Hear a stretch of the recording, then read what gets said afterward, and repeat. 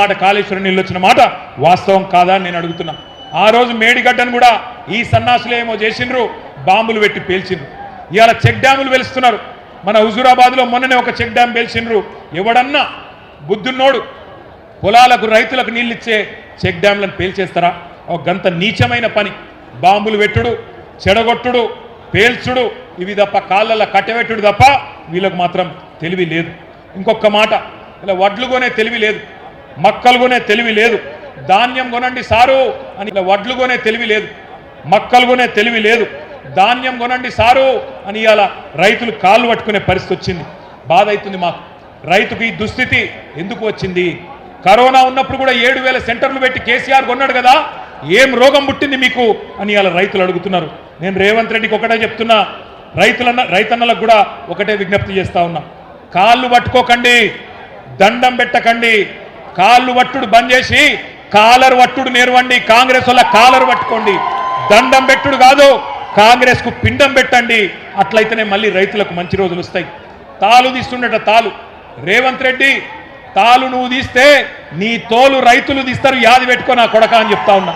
మక్కలు కొంటలేడు, మక్కలు కొనకపోతే 1000 ముక్కలైతుంది నీ కాంగ్రెస్ ప్రభుత్వం, యాది పెట్టుకో అని చెప్తున్నా. ఇక మన రేవంత్ రెడ్డి సంగతి నాకంటే బాగా మీకే ఎరక. ఆయనకి ఎమ్మెల్యేలను కొనుడు తెలుసు, 50 లక్షలు సంచుల మోసుడు తెలుసు, 50 లక్షలు పట్టుకపోయి ఎమ్మెల్యేల కొనుగోలు తెలుసు, కానీ ధాన్యం కొనుగోలు చేసే తెలివి లేదు. బస్తాలు మోసే పైసల బస్తాలు మోసే సన్నాసికి ఎరువుల బస్తాలు ఇచ్చే తెలివి కూడా లేదు. ఎన్నికలకు ముందు బోనస్ అన్నారు. ఇక మీకు తెలుసు బోనస్ వచ్చిందా? బోనస్ వచ్చిందా ఎవరికన్నా? ప్రతి మాట డిక్లరేషన్లో చెప్పింది బోగస్సు, బక్వాసు. గ్యారంటీలు bogus, manifesto bogus, declaration bogus, bonus కూడా బోగస్ అయింది. ప్రతి పంటకు 500 బోనస్ ఇస్తామన్నారు. పత్తికి, మక్కలకు, జొన్నలకు, కింటాలకు 500 అదనంగా ఇస్తామని చెప్పి ఇవాళ ఉన్న పంటను కూడా కొనే పరిస్థితి లేదు. వడ్లకు అన్నారు, తర్వాత సన్న వడ్లకు అన్నారు, మళ్ళీ ఇప్పుడు సన్నాలలో కూడా కట్టింగులు పెడుతున్నారు. 29 రకాలను మొదలన్నారు, ఇప్పుడు 8 రకాలు అంటున్నారు. పోయిన యాసంగి బోనస్ ఎగ్గొట్టిండు, 1200 కోట్లు బాకీ ఉన్నాడు. ఇక మీకు తెలుసు, ఆయన ఏమైనా గట్టిగా అడిగినాం అనుకో, ఏమైనా రేవంత్ రెడ్డి బోనస్ సంగతి అంటే ఏమంటాడు?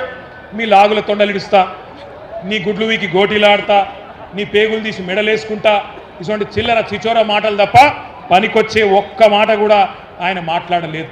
అందుకే పెద్దలు ఎప్పుడో చెప్పిండ్రు, అల్పబుద్ధివానికి అధికారం ఇస్తే దొడ్డవారి నెల్ల దొలగగొట్టు, చెప్పు తినడి కుక్క చెరుకు తీపి నెరుగునా విశ్వదాభిరామ వినురవేమ అని ఎప్పుడో చెప్పిండు వేమన శతకంలో. ఇందిరమ్మ ఆత్మీయ భరోసా అని చెప్పిండ్రు, అది కూడా బోగస్ అయిపోయింది. ప్రతి కూలికి నెలకు 1000, ఏడాదికి 12,000, మొత్తం 15,000 కోట్లు బాకీ ఉన్నారు, మర్చిపోవద్దు. ఇక ఆఖరికి ఒకటే మాట చెప్పి నేను ముగిస్తా. పైన బడేబాయి చెప్పినట్టు కింద చోటేబాయి ఆడుతున్నాడు.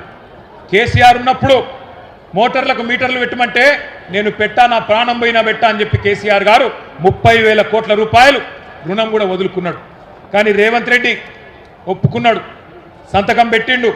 మొదలు ట్రాన్స్ఫార్మర్ల కాడ మీటర్ పెడతారట, అటెనక మీ బాయిల కాడ పెడతారు. దీన్ని ఎదుర్కోకపోతే, దీన్ని వదిలించుకోకపోతే, ఇప్పుడు కొత్తగా 3వ డిస్కమ్ పేరిట జరుగుతున్న నాటకాన్ని రైతన్నలు పసిగట్టకపోతే మునిగిపోతామని చెప్పి నేను మీ అందరికి కూడా ముందే అప్రమత్తం చేస్తూ ఉన్నా. మరి దయచేసి మా అన్నలందరినీ, రైతన్నలందరినీ నేను ఒకటే కోరేది, ఒక్క మాట నేను విజ్ఞప్తి చేసేది మీ అందరికీ కూడా ఒక్క మాట మీరు చెప్పాలా. వీళ్ళ పాలన ఎక్కువ రోజులు ఉండదు.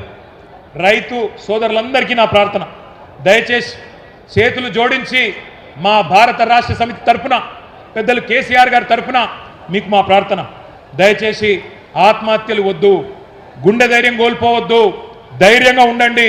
ఇంకొక సంవత్సరంన్నర తర్వాత మళ్ళా మంచి రోజులు వస్తాయి. ఈ రాబందు రాజ్యం పోతుంది, రైతు బంధు కేసీఆర్ రాజ్యం వస్తుంది. చివరిగా ఒక 4 తీర్మానాలు నేను చదువుతాను, మీరు ఆమోదిస్తే చప్పట్లు కొట్టి ఆమోదించాలని చెప్పి నేను కోరుతా ఉన్నా. తీర్మానాలు నేను చదువుతా ఉన్నా, దయచేసి ఆమోదించే పక్షంలో చప్పట్లతో మీరు ఆమోదించాలని కోరుతా ఉన్నా.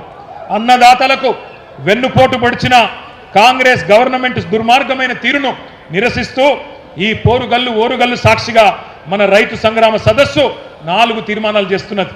మొదటిది, రాష్ట్రంలో కాంగ్రెస్ రాబందు పాలన వల్ల ఈ 2.5 ఏళ్లలో బలైన 1000 మందికి పైగా రైతన్నల ఆత్మకు శాంతి చేకూరాలని ఈ సభ తీవ్ర సంతాపం తెలియజేస్తూ రోడ్డున పడ్డ వారి కుటుంబాలను ఒక్కొక్క కుటుంబానికి 10 లక్షల రూపాయల చొప్పున నష్టపరిహారం ఇచ్చి ఆదుకోవాలని తీర్మానం చేస్తున్నది.